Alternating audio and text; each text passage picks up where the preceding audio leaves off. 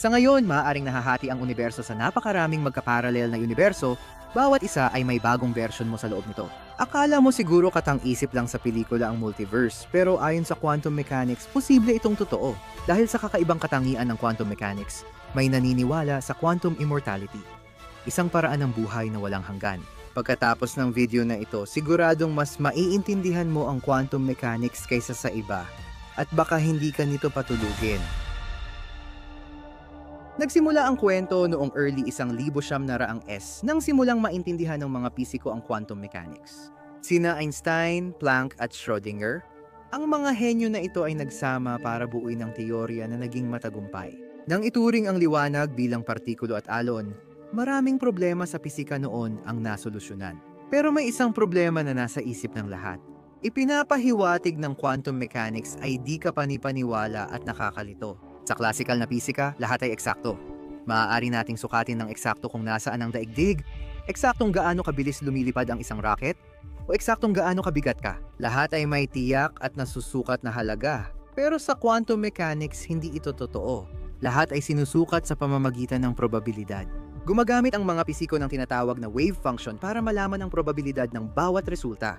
Maaaring sabihin ng wave function, may 25% na tsansa na nandito ako, 25% na tsansa na nandito ako, at 50% na tsansa na nandito ako sa kabila. Noong 1920, sina Niels Bohr at Werner Heisenberg ang nagpaliwanag kung paano gumagana ang prosesong ito. Ayon sa kanila, bumabagsak ang wave function sa isang posibleng resulta kapag sinusukat ng tagamasid. Ito ay kilala bilang Copenhagen interpretation ng quantum mechanics. At parang kakaiba iyon, hindi ba? Bakit kailangan pa nating obserbahan ang isang bagay para magkaroon ito ng tiyak na halaga? At sumang-ayon si Einstein, na kilalang nagsabi na ang Diyos ay hindi naglalaro ng dice sa universo. Dito talaga nagmula ang sikat na thought experiment na Schrödinger's cat. Hindi nagustuhan ni Schrödinger ang collapse interpretation, kaya ginamit niya ang pusa niya para ipakita kung gaano ito kaiba. Ang pusa sa kahon ay nagiging parehong patay at buhay ng sabay. Literal. Pero paano nga ba nangyayari yon? Kaya nagmamadaling maghanap ng paliwanag ang mga tao. Maaaring ang kamalayan natin bilang tao ang sanhi ng pagbagsak ng wave function. Pero epektibo naman talaga ang mga equation. Kung walang quantum mechanics, wala tayong computer, wifi, ilaw, global positioning system, or cellphone. Gets mo na? Pero may kakaibang bagay pa rin na hindi natin maintindihan. Dahil sa pagkadismaya, isang batang Amerikanong pisiko ang nagmungkahi ng radikal na solusyon na ikinagulat ng mundo. Paano kung hindi kailanman bumagsak ang wave function? Paano kung ito ay multiverse? Isipin mong may elektron na malapit ng gumalaw, pwedeng pumunta kaliwa o kanan.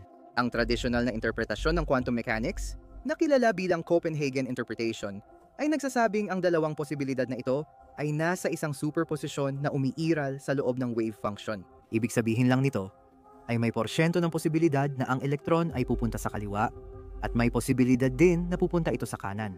Maaaring kalkulahin ang mga porsyentong ito sa pagsusuri ng komplikadong wave function ng sistema. Ito ay lumilikha ng dalawang posibleng hinaharap na estado ng universo. Isa kung saan ito ay pupunta sa kaliwa at isa kung saan ito ay pupunta sa kanan. Sinasabi na kapag inobserbahan natin ang elektron na ito, pinapanood kung saang direksyon ito pupunta, ang wave function ay napipilitang mag-collapse. Isa sa dalawang opsyon ang nagiging resulta at iyon ang nananatiling estado ng universo. Maaaring hindi kailanman mangyari ang isa pang posibleng hinaharap ng universo. Sa interpretasyong ito, ang universo ay serye ng mga desisyon kung saan isang posibleng universo lang ang umiiral sa bawat kinalabasan. Dito nagiging interesante ang lahat. Paano kung subukan nating ibang paraan? Sa pagkakataong ito, kapag ang ating elektron ay naharap sa dalawang pagpipilian, pumunta sa kaliwa o pumunta sa kanan, ang ating universo ay nahahati sa dalawang totoong universo. Sa isang universo, pumupunta ang elektron sa kaliwa, sa iba naman, sa kanan. Branching ang tawag dito ng mga pisiko. Kapag nagkaroon ng quantum na desisyon at nahati ang universo, hindi na muling mag-uugnayan o makakapag-usap ang mga bagong universo. At gaya ng may isip mo, kung iisipin kung gaano karaming maliliit na partikulo ang meron sa ating universo na palaging gumagalaw at nahaharap sa mga quantum na desisyon na ito. Ang paghahating ito ay nangyayari sa lahat ng oras sa sobrang bilis, halos walang hanggan. Kaya anong universo tayo nandito? Sa totoo lang, maaari mong isipin na ang iyong kamalayan ay parang pasaherong sumasabay lang sa isa sa mga walang hanggang landas na ito. May mga alternatibong version mo na umiiral sa sarili nilang natatanging landas, at bawat isa ay hindi kailanman sumasabay o nagkakapatong sa landas mo. Ngayon, may ibang version kang nakakita ng electron na umiikot pa clockwise at isa pang version na nakita itong pabaligtad.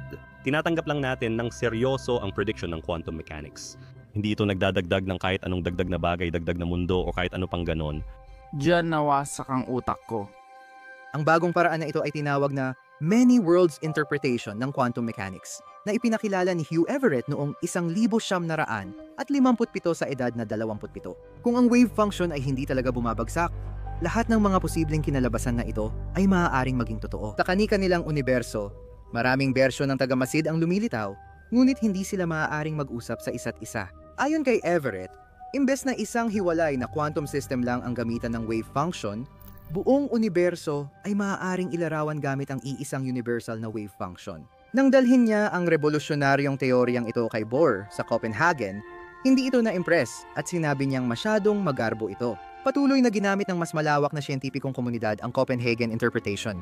At ito rin ang itinuro sa akin sa universidad. 2 taon na ang nakalipas, iniwan ni Everett ang akademya, hindi na muling naglathala tungkol sa pisika, at sa mga huling taon niya, maaaring ipinusta pa niya ang kanyang buhay sa kanyang teorya. May isang malaking lantad na problema na hindi pa nasasagot ng many worlds interpretation.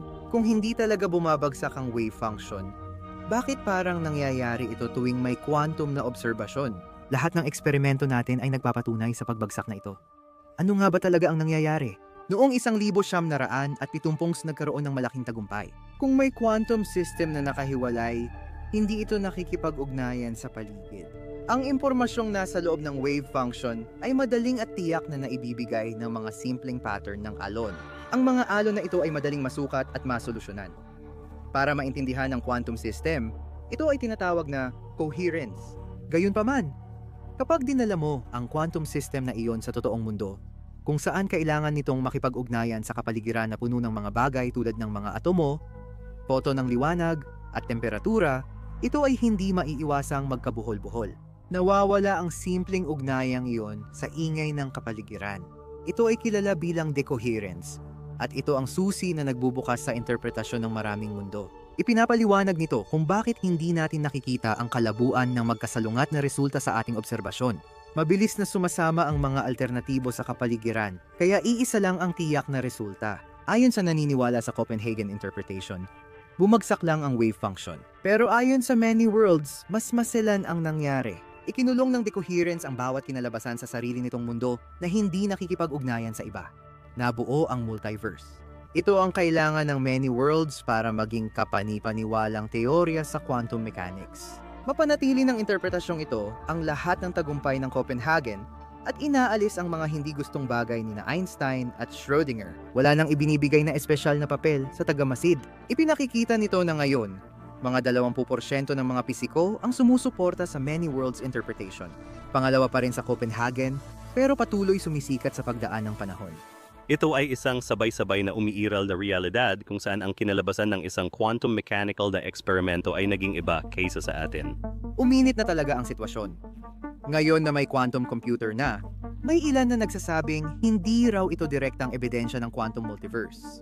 Habang ang mga klasikong computer, tulad ng ginagamit mo para panoorin ang video na ito at mag-subscribe, ay gumagamit ng bits, 0 at 1 para magsagawa ng kanilang mga kalkulasyon.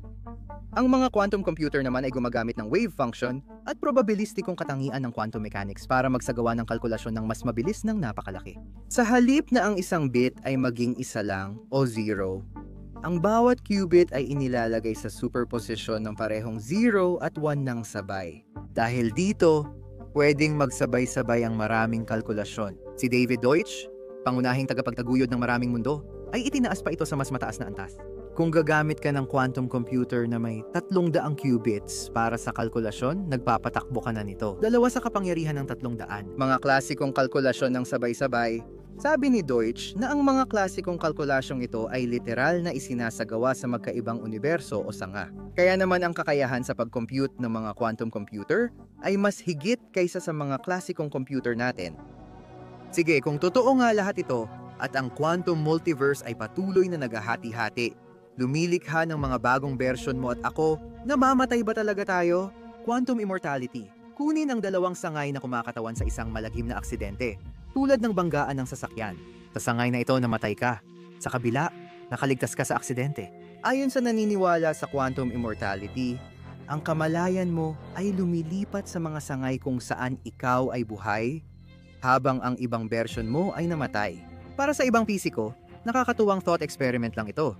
Pero may ilan ding mas literal ang tingin. Si Hugh Everett, ang lumikha ng Many Worlds interpretation, ay sinasabing matibay ang paniniwala na ang kanyang Many Worlds theory ay nagbibigay sa kanya ng immortalidad. Susunod ang kanyang kamalayan sa anumang sangay na di hahantong sa kamatayan, ngunit hindi niya ito naisulat sa kanyang mga papel. Ayon sa mga kwento ng kanyang mga katrabaho at pamilya, mukhang ito talaga ang kanyang pinaniniwalaan. Siyempre talagang kontrobersyal ito at lumalampas na sa hangganan ng sinasabi ng marami. Pero sulit pa ring pag-isipan. Maaaring ang mga naaalala nating near-death experiences ay mga sangalang sa quantum multiverse. At nagkataon lang na nabuhay tayo sa isa doon.